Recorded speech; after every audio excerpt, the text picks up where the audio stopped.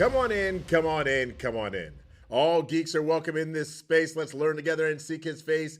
I'm Lem Filya, aka Bad Gamer Elite. That over there, that guy, that's I Am Baumer, aka Alex Baum, and this is Faith in Film, the podcast where we meet at the crossroads of our geeky film passions and our faith. Thanks for being here, everybody. Grab some popcorn, sit in a dream lounger, and let's talk. Faith in Film.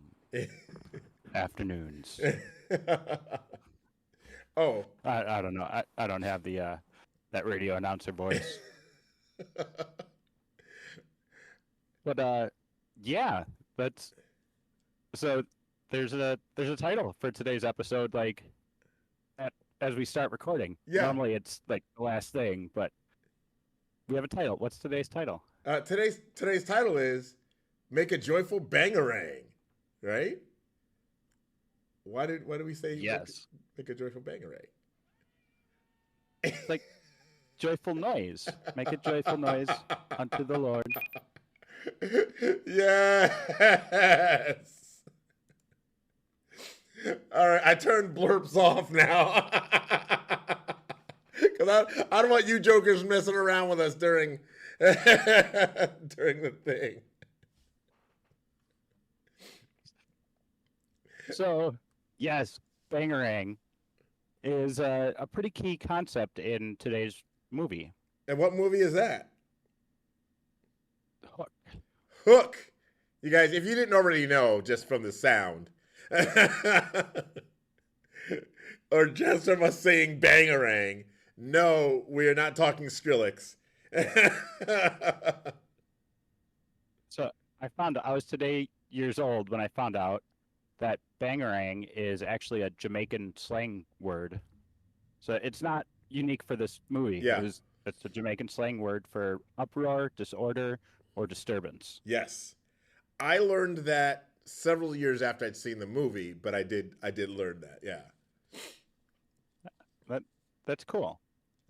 And so also I have to call you out because on like 2 instances now, it's not a bad calling out. You're giving me some guff about being on a Robin Williams kick. Yes. So during our like picking the movies stream, and then during last week's stream when I announced Hook, you gave me guff about Robin Williams. Yeah. But what about Maggie Smith? I was wondering if you were gonna call that one. That was the first instance I had ever seen Maggie Smith. I think so. I mean, she's looked the same age. She looked older forever in that movie than she actually does now. Yes. Yeah. I was whoa. So she was apparently 56 years old. So for some of us, that's like just right around the corner. Yeah, some of those folks out there. And I'm one of those folks out there. Yes. But she was aged by makeup to appear 92. Okay. And it was amazing makeup there. Amazing special effects. I was wondering how does she look older as Wendy than McGonagall?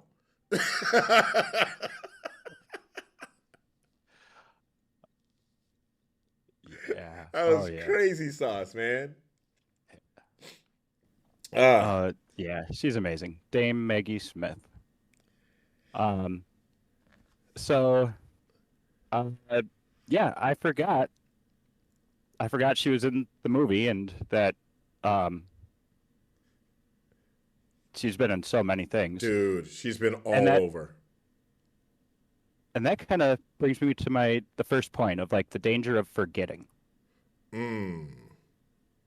Talk to me about it. So I guess a little bit of backstory for anyone who hasn't seen this movie that is like 33 years old. So Peter Pan a classic story. You have the kid who never grows old. Um, do you know why Peter is always flying? Because he's always got a happy thought. Because he never lands. Oh. So we have that classic story of Peter visiting Wendy and the Darling kids Yeah. and brings them to Neverland and then they go back and whatever. So this story, Hook, is 30, 40 years in the future of that, of like Peter leaves Neverland and he does start getting older. Mm. As so when he leaves Neverland, he forgets who he was. He becomes, instead of Peter Pan, he's Peter Bannon. And really the main driving force through the movie is getting him to remember that he's Peter Pan. Mm. And that's Hook kidnaps his kids, Peter's kids, and the only way for Peter to save them is to be able to fly, to fly. So to fly, he has to remember who he was. Yeah. And so we see this, we see times in the Bible where not just a single person forgets who they are, but like generations of people forget who they are. Mm. I use this example. I think I use it both of our previous episodes, but more so within Jumanji. In Judges 6, the story of Gideon. And I didn't put a ton of notes in here because I didn't want to belabor it too much. But the short of it is like the Israelites were delivered out of Egypt, and like I'm gonna butcher it. I'm sorry, but there's like generations that go on where these people are believers in God. They're God's chosen people, but they don't really see the wonders anymore. They forget who they are. Mm. And so Gideon, when he was first asked to like lead an army, shows that kind of, I don't want to say disbelief, but skepticism there. Mm-hmm. And it just kind of stood out to me of a single person forgetting who they are, which I've definitely had times in my life of forgetting the things that like, make me Baumer. Mm-hmm. But then you have like whole peoples that are the again they're the chosen people. They're saved and they forget that. They You just know, go on. yeah. They go on they go on and they become complacent. Yes. There is I'm reading a book. And by reading a book, I mean listening to an audiobook uh, called Dynamic Drive. And the biggest lesson I've gotten so far, and I'm not far into the book. I'm on like track 2. But the biggest, Is it? Are you listening to it on 8-track? yeah, 8 track, yeah, 8 track. But the biggest enemy of drive is complacency. We're good with where we are, and then you forget that what it took to get to where you are. Oh, Yes. I'm here. Yay. Let's just keep doing the same thing that we've done. And God's been speaking to me personally about that. It's like, look, yeah, this is where you are, and I'm so proud of you. You're not where you need to be. Yes. I'm going to start throwing some stuff at you, and you better catch it or throw it back or don't let it hit you in the face. Right? Yeah. Oh yeah. But I think that there's some instances of forgetting who you were that God is in favor of. Yes. For instance, in 2 Corinthians chapter 5, verse 17, says, "Therefore, if anyone is in Christ, he is a new creation. The old has passed away; behold, the new has come." And but that does not that forgetting who you were, or or putting aside who you were, does not come from complacency. That version of forgetting who you were comes from that drive, comes from what am I supposed to be doing to get closer to God? What am I supposed to be doing to get closer to my community or my friends, and lead them down the path where I'm going, or where they need to go, where God wants them to be. If we're all following Jesus, we're gonna end up at the same place. We might take a different path. He might be like, Yes. "Okay, Alex, I might need you to go to Djibouti. Lem, I need you to go to Oshkosh." But we're still following that same path. Yes. And yeah, that drive is a great point, and it kind of fits in with a couple verses that I found for this, or a passage I found for this point of in James chapter 1, verses 22 through 24. But be doers of the word and not hearers only, deceiving yourselves. For if anyone is a hearer of the word and not a doer, he is like a man observing his natural face in a mirror. For he observes himself, goes away, and immediately forgets what kind of man he was. Mm. Like, yeah, we need to bring that action. Yeah, bring that action to the words. Yep, absolutely. And like that adversity or competition. I'm going off script a little bit here. Okay.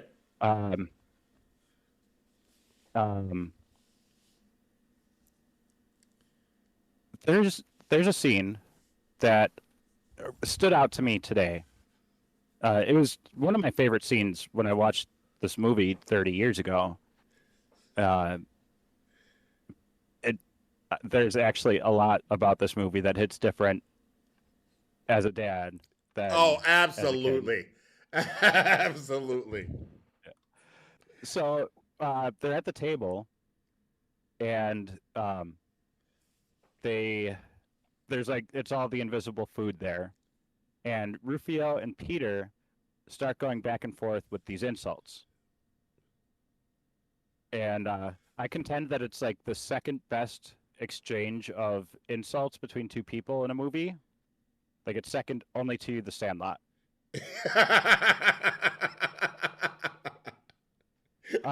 But it like I thought it was really interesting to kind of ponder of, like, insults normally are meant to put somebody else down. You break them down, you're trying to belittle them. But not always. Like, it's adversity. It's a challenge. It's competition. Mm-hmm. And as long as we, put in that action, we rise to the competition instead of letting it beat us down. It can be what we needed. All the insults of you nincompoop, or you paramecium brain. It's kind of the kick in the rear end that What's the Peter needed at that moment to start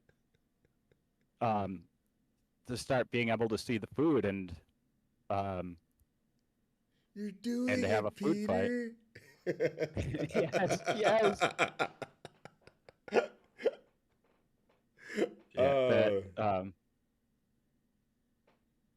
That you man, and the you stupid man. It's so cool seeing his confidence build up as he's spitting these like horrible insults. You math teacher, tax lawyer. You say tax lawyer. Yeah, I dig that. So as I said, script of it. I had it as a note, but Yeah. didn't work it into one of my themes, and um, so I don't quite have a like follow up verse or anything for it. Um, Um, I he and that's fine. yeah. One of the things that I noticed, and I think this happened at the table. Um, correct me if I'm wrong, but he really like in the camp and at the table, he kind of condemns them for being so just being kids, right? Where was that? He was like, where's the adults? I need to speak to an adult. Yep. You know, That was earlier. okay. All the oh yeah, Yeah, when he first shows up in the camp, yeah, yep. right? All the adults are pirates. We killed pirates. Yep. um, and that's a thing that happens a lot. I mean, it's just in our human nature as we get older. Oh, I've been through all this. There's no way you've been through all this. You're younger than me. You have no idea. Um, but that's not uh, that that's not new. I mean, Timothy in the Bible, young, young believer, young leader, right, of in the church, um, and people were, settle down, kid, right? Um, but in First Timothy chapter 4, verse 12, it says, "Let no one despise you for your youth, but set the believers an example in speech and conduct and love and purity." I had a talk with one of our students the other day, um, and we were talking. I told them, as adults, we mess up a lot more than what we want to admit. And Yep. sometimes it takes you, as the youth, as that young person, to come in with those fresh eyes and remind us, hey, what about this? And with love. I think that's really important, right? Because it says that, but set the believers an example in speech, in conduct, in love, in faith, in purity. Those things are not. It doesn't say point out where they're wrong and rub their noses in it. That's right. And I think that's where a lot of youth forget that. And a lot of parents, a lot of adults forget to listen. So I just want to point that out. That's just something that I've definitely taken away because Rufio is the leader, Yep. and he's probably the oldest one there, but Yeah. but still, It and yeah, he is the oldest, and like you see him wanting to hold on to that kind of title, that role of leader, yeah, and he's really reluctant to give it up to Peter, to who's the one who had it originally, and Rufio kind of took up the mantle from him. Um, the I lost my segue because because I jumped in. I'm sorry. oh no, I had a segue from that to my next point, and then I decided to comment. And anyway, so a tribe, the Lost Boys. Yes. Rufio is a leader and leader of the tribe, the Lost Boys, Yeah. and that belonging is such an important thing. Belonging to the tribe, to the family. So like Peter starts the movie out as an orphan, and so he's alone, and he kind of has to build his tribe completely from new, especially because he forgets the his former tribe of the Lost Boys and so on. But it's good for him as he does it. And I'm kind of merging 2 points here of like the hype and the love that he gets the from belonging there. Romans 12:5. So we, being many, are one body in Christ and individually members of one another. You know, they like there's a point where Rufio draws the line in the sand and is like, is anybody who doesn't think this is Peter Pan, come over to my side. And Peter was the first one to cross the line, which is that's a whole nother point. But then almost all the Lost Boys go over except for one, and it's like one of apparently the younger ones. Yeah. But he's like smushes up the face and plays around with it, takes his glasses off, and like, it is you. Yeah, there you are, Peter. Yeah. Yeah. He's adorable. He's the cutest little boy. Absolutely. And that I'm kind of combining 3 points here. So doubting is a weapon. Mm-hmm. Sowing that doubt. And belonging is the antidote to that. And hype from that belonging ultimately is the kind of that antidote. Yeah. So Hook has a on the doubt point. Hook had a really interesting line that I liked and wanted to point out.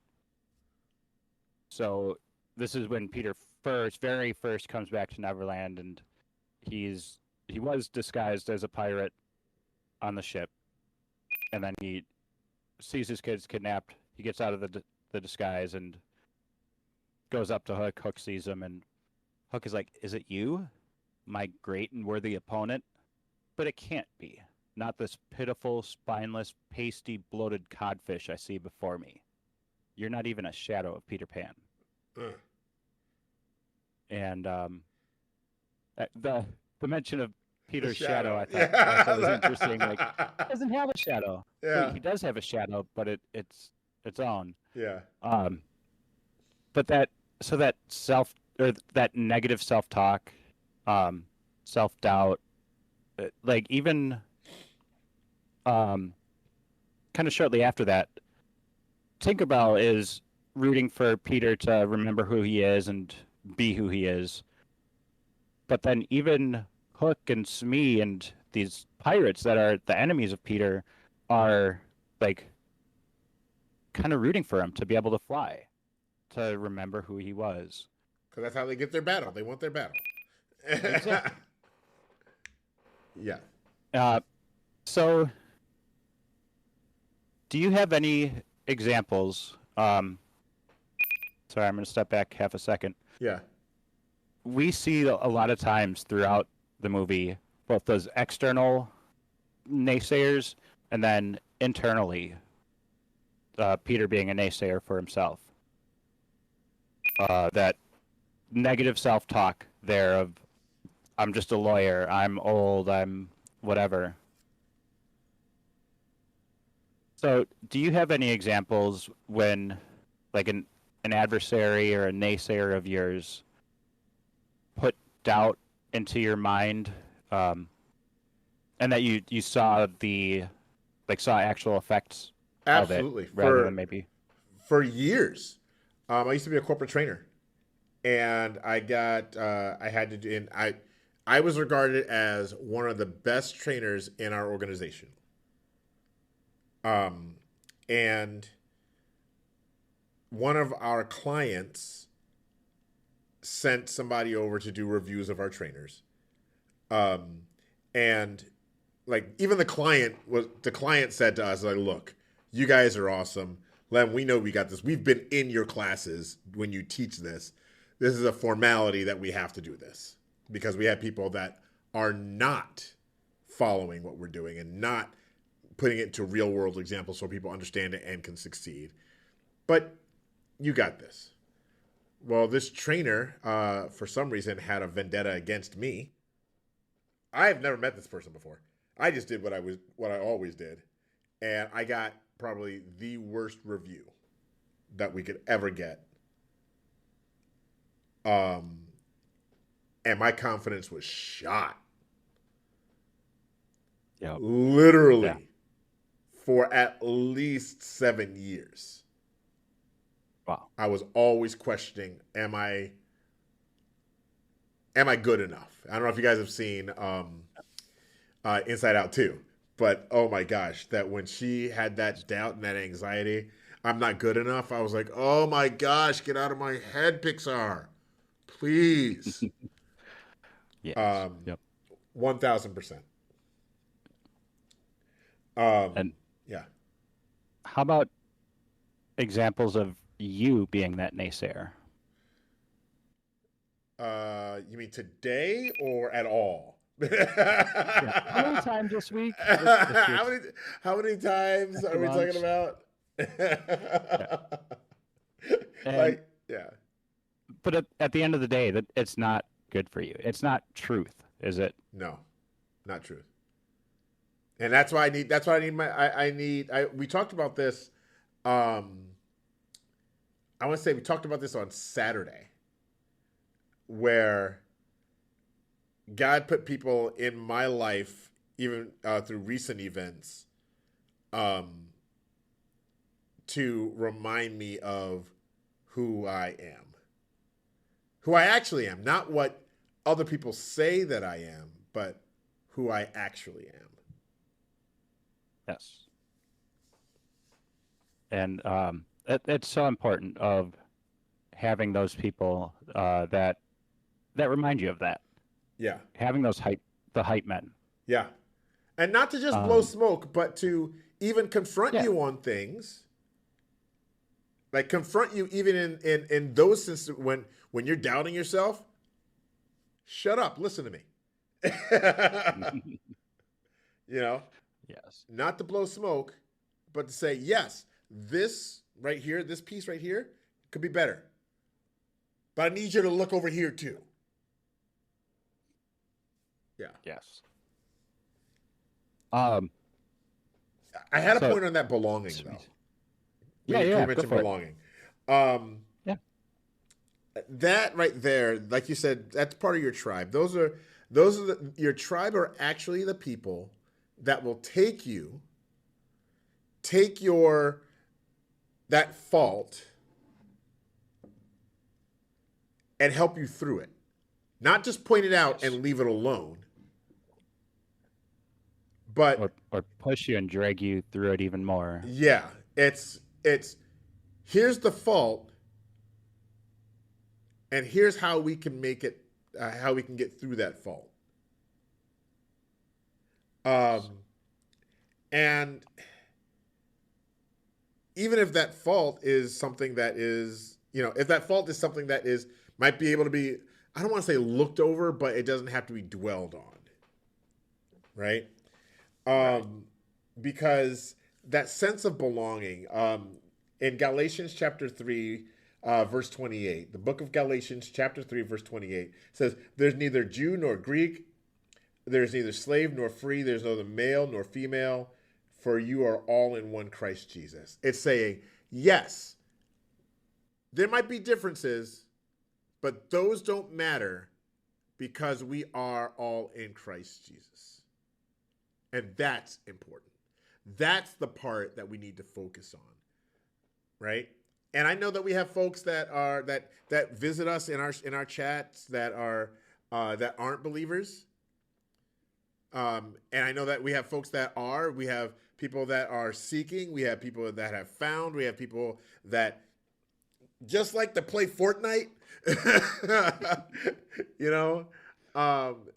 but you're part of that tribe. And I pray that at some point, if you're seeking, you find. If you're a scholar, you remember when you were seeking. Right? because we are all one in Christ Jesus. Yes.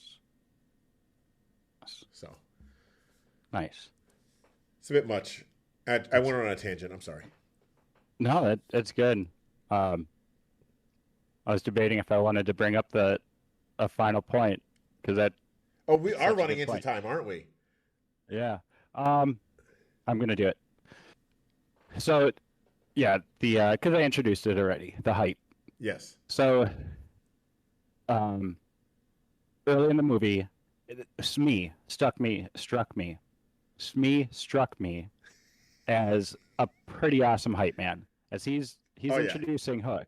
Oh, Um, dude. He's got. Oh the yeah. oh yeah, I mean the actor's name, like Bob Hoskins, Yes, Bob right? Hoskins. Yeah.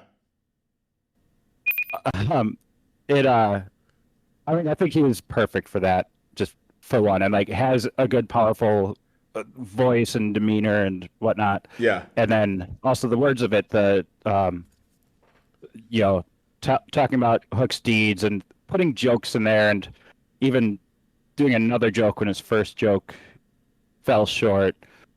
But I was like, this guy is awesome at this. He's a great hype man, and and you are the best hype man that I've ever met in real life. Um, so you did this once before, um, it, unprompted, unexpected, and whatever, and it was awesome and really helped me at the time. And so now I'm going to prompt you for it.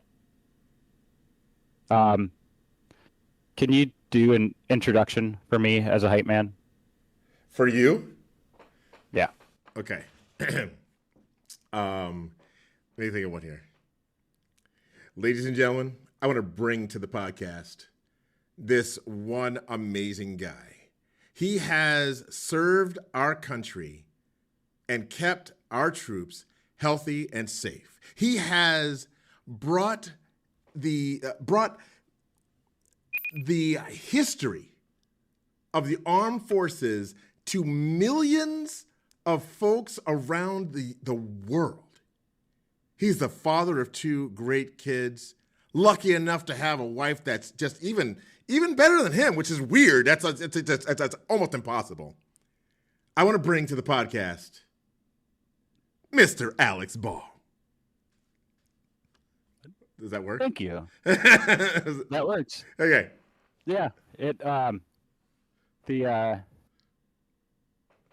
the other one was better, but I can't remember it. I don't And remember it. Look, I come up with the yeah, stuff on the top of my head. I know. That was awesome though, and I'm blushing here. So I'm glad it's an audio podcast, so people can't see me blushing. Um,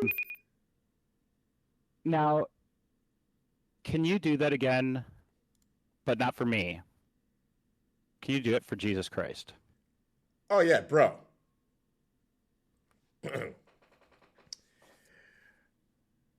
Friends, fam, geeks.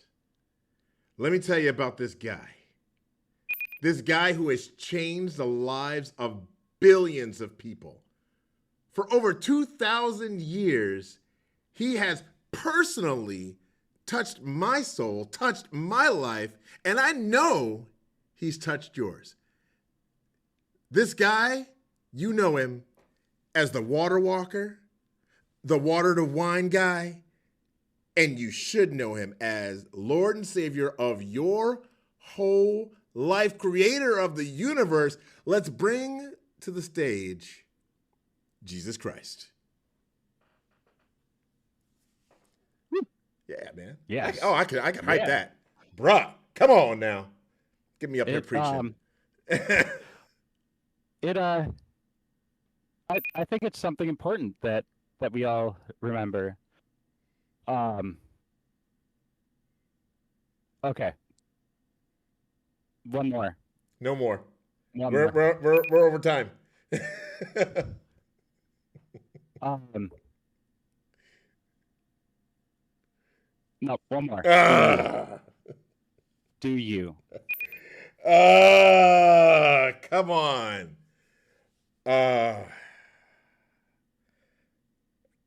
This is uncomfortable. I know, right? It All but I right. promise. Like I promise. This wraps it all up. I Okay. promise. All right. All right. All right. All right. Listen up, geeks. You know how you feel like, man, I wish I was better at things. I wish I could do all of the gaming things. Yeah, I know how you feel because there's this guy I want to introduce you to. He will show you that no matter what's going on in that game, if he can do it, you can do it. Let's bring it to the stage, me.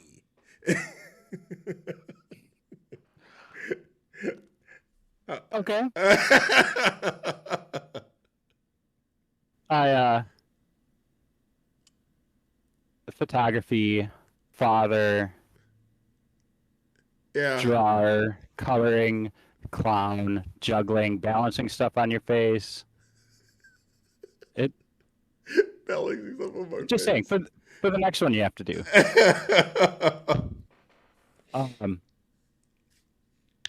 It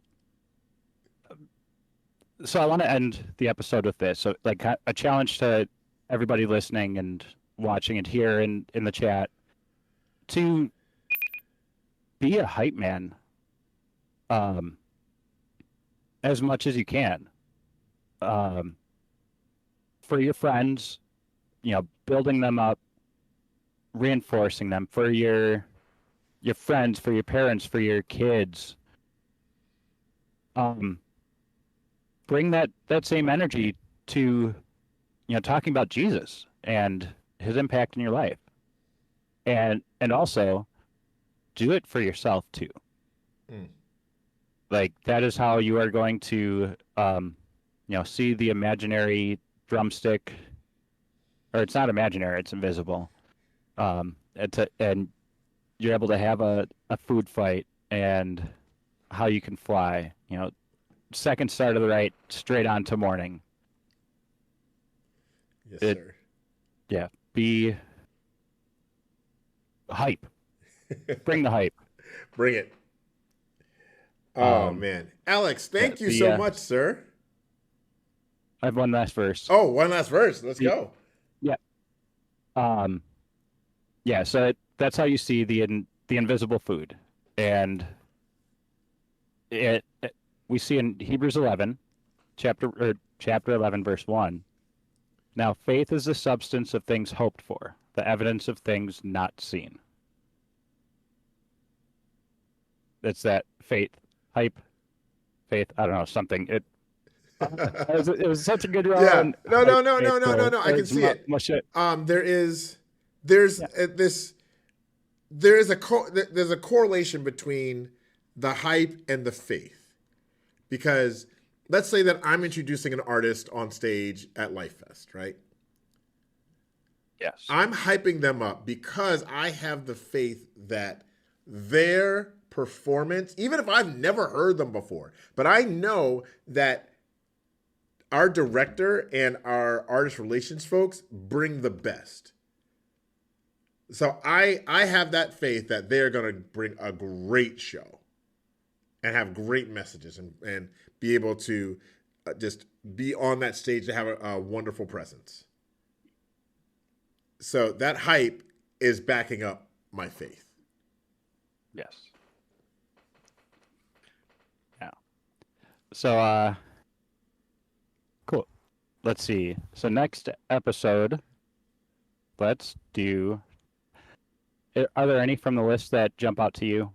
Nope, you get to pick. If it's one of mine, they all jump out to me. All right. Pacific Rim. Pacific Rim. All right, next week, guys. Well, not next week, but 2 weeks. We talk about kaiju and robots. We're going from Pixies with Tinkerbell to the Giants. It's a size thing. We're sizing up. Yeah. All right. rock on. All right. Hey, everybody, thank you for being here. We love you. Remember, Jesus loves you. So do I. So does that guy. Right there. I am Baumer. Bad Gamer Elite. Hey, by the way, remember, leave people better than you found them. Peace. Also, cut! Beep.